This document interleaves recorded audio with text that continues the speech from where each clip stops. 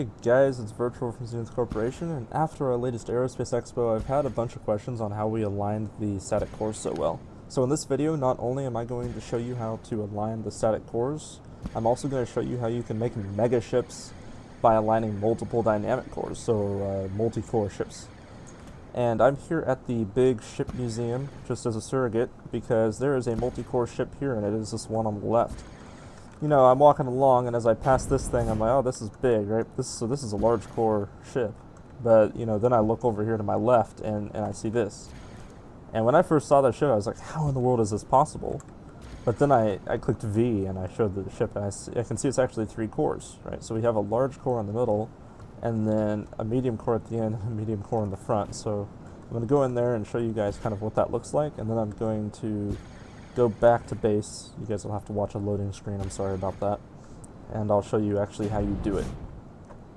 Now it's worth noting that on a multi-core ship, only the parent core can have the functional elements on it. So if your flight seat is, well, it actually has to be, right? Your flight seat has to be on the biggest core, and I'll talk about that more. And then all of your elements on the ship also have to be on the biggest core if you want the ship to work.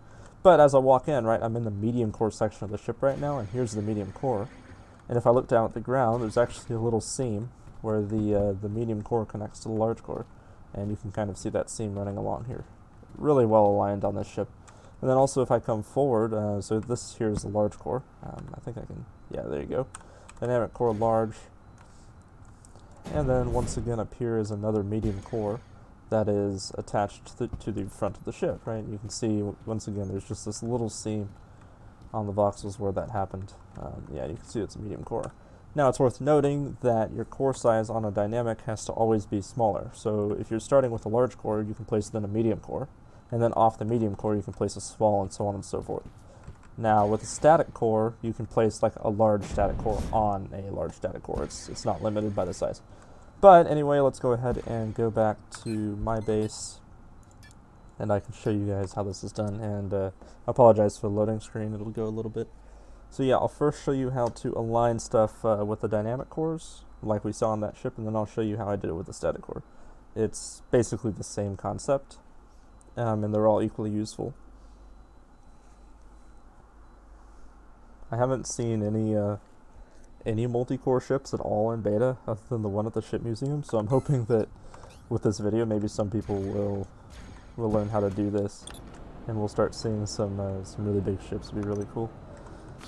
So I'm here on my medium core ship, and in my deploy tool I have an XS dynamic core. I could place an S dynamic core on the ship. That would be the biggest that I could attach to it. And just like if you were placing an element in build mode, you can just use your arrow keys to move the core around.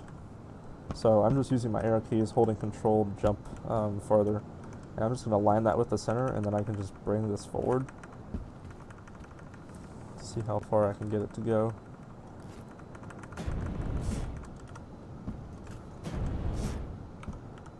Yeah, so right about there that's as far as I can get it to go. So it's worth noting the dynamic core is going to stay inside of the build zone of the medium core here, but its build zone is going to extend out past this build zone, and I'll show you that when I go into build mode.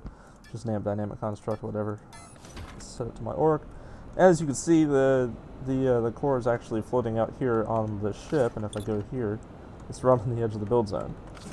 But this goes out farther, so I can actually make my medium core ship a medium core plus half an extra small core long.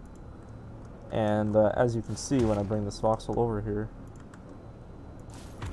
it's not very good I'm showing you, but you can see that these blocks are actually aligned perfectly, and that's because of how I placed it. And not only are these blocks aligned perfectly, but the dynamic core out front is actually docked, right? So it's as if it's part of the ship. So it's actually a really cool mechanic. However, if I wanted to, now let's say that I decide my ship's so big now, oh, I can't do anything, I need like an extra hover engine or something. I can place the hover engine, right, but then, there's no way that I can link this because it's outside of the construct, right? So you need to, like I was mentioning earlier, the construct with your pilot seat needs to be the biggest construct, and also the ones with the, also the one with all the engines and adjusters and stuff like that. And you might have picked up on the ship that we visited at the museum that the engine pods are actually more in the middle of the ship because they're connected to the large core. So anyway, let's go ahead and clean that up. And now I'll show you how I do this with the static core. Now I've already put markers here and my core is already placed, so it'll be really easy to align, but I'll go ahead and show you what I've done. So this right here is a seam between two cores. So this is a core, and you can't tell that there's a seam. Now, so yeah, and just like so, I can go into build mode here, and go into build mode here. Two different cores, perfectly aligned. And if you look up at my mini map in the top right, you can see how many cores that we've successfully aligned like this. And the way we did this, we just placed little markers at the edge of the core. So I've just placed this little marker here, and it's exactly the same on the other side.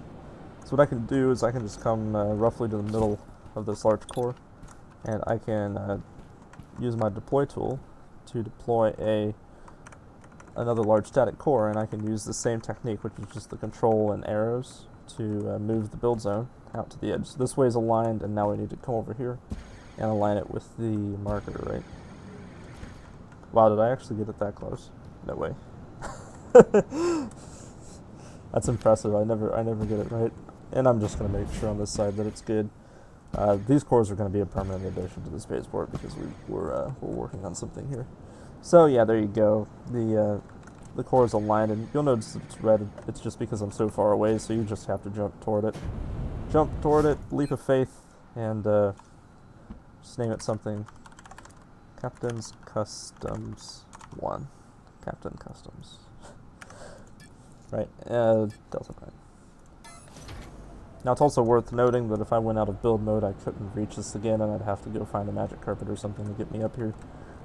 So what I tend to do is I'll build like a bar that goes over, just so that I don't get myself stuck and I can go into build mode again. And as you'll see as I build this over, that the cores are actually aligned perfectly. There's one block off here, but if you look at that, so this alignment is actually perfect, and I could continue filling in this plane here with no trouble at all, and I would have a perfectly segmented base. So anyway, I hope this video was helpful. I hope you guys learned something. I'm really looking forward to seeing some multi-core ships floating around on the markets. Let me know if you have any questions, and or if you have a suggestion for another tutorial. Just post that in the comments. I hope you all enjoyed. I hope you all learned something. Thanks for watching.